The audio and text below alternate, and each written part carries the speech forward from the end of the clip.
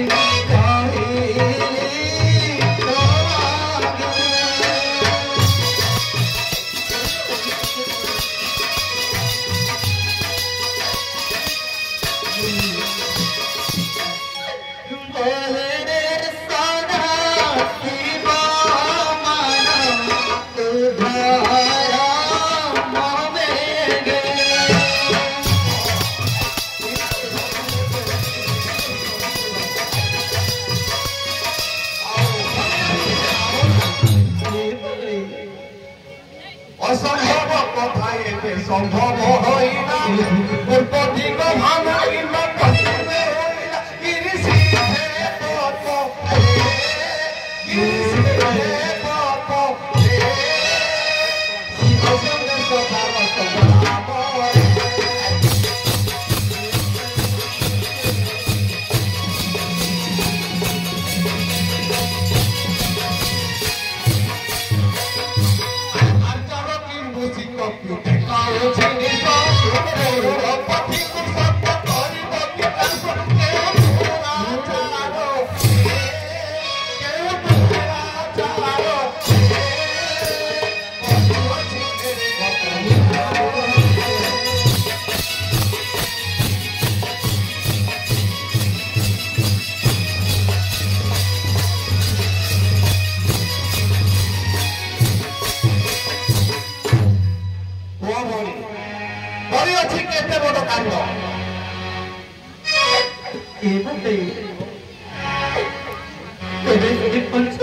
समस्त घटना को